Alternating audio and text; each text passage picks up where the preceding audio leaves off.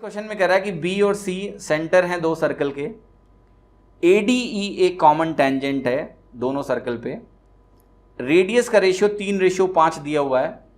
ठीक है, रेडियस का रेशियो मतलब अगर मैं इस रेशियो की बात करूंगा रेडियस की, ये वैल्यू 3 और 5 का रेशियो इनका दिया हुआ है, और AC की वैल्यू ये पूरी दी हुई है आपको 40 के बराबर।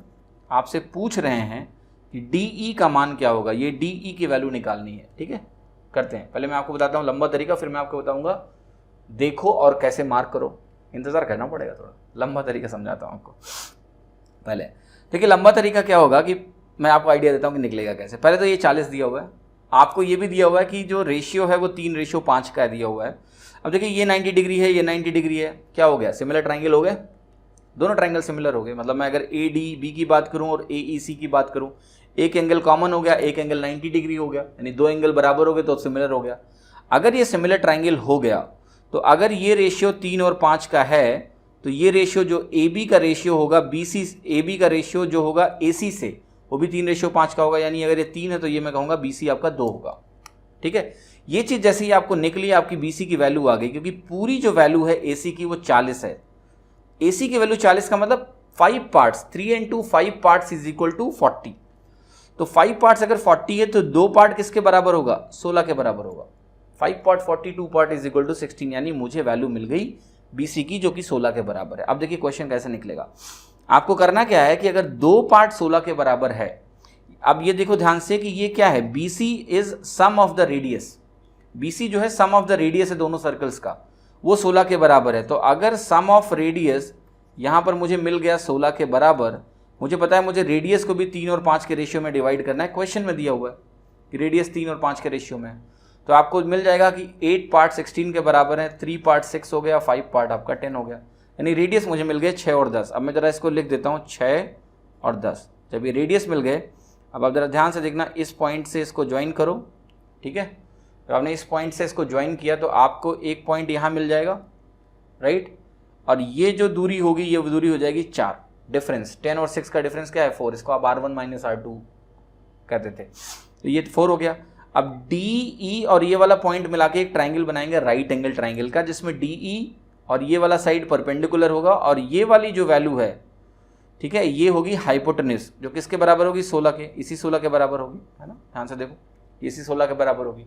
अब आपको क्या करना है कि अगर आपको DE निकालना है तो DE हो जाएगा √16² - 4², जो कि हो गया 256 - 16, जो कि हो गया √240, है ना, और √240 को आप सिंप्लीफाई कर लो, है ना। तो ये देखो 4 चौके 16, 16 × 15, देखो जरा 16 × 15 आ गया आपका मतलब 240। अगर 4 को अंदर ले जाओ ना तो यहाँ पर ये बन गया, है ना। ऐसे भी आप कर लो, कोई दिक्कत नहीं, आप ऐसे 16 × 15 इसको लिख सकते हो, 4 बाहर आ जाएगा, तो ये बन गया आपका 4√15, यानी ये इसका आंसर हो गया।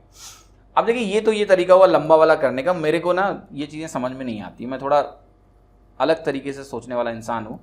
तो देखिए अलग तरीके से सोचने वाला इंसान हूँ तो मैं क्या सोचता हूँ, पहली बात तो ये है कि जब मैंने इस डायग्राम को देखा एग्जाम में, ज्योमेट्री में आपको पता है स्केल्ड डायग्राम का बहुत बड़ा रोल होता है। कभी कभी स्केल डायग्राम दिए होते हैं और कभी कभी नहीं दिए होते हैं, लेकिन यहाँ पर तो आप देखो जरा, एग्जामिनर के पास चॉइस नहीं, उनको स्केल डायग्राम देना पड़ेगा। देखो सर्कल परफेक्ट है, ये सर्कल परफेक्ट है, ये टेंजेंट परफेक्ट है, देना पड़ गया, स्केल डायग्राम बनाया उन्होंने।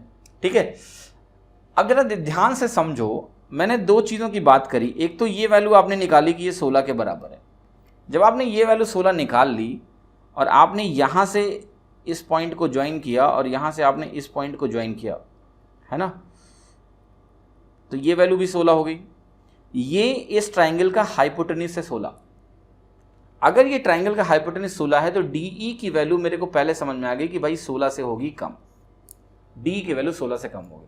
अब देखो जरा ध्यान से, दो ऑप्शन को मैं रिजेक्ट कर रहा हूं, क्यों, 5√15, √15 लगभग 4 के बराबर होगा, ये 20 आ जाएंगे सर, 20 और 24 के आसपास, नहीं हो सकते।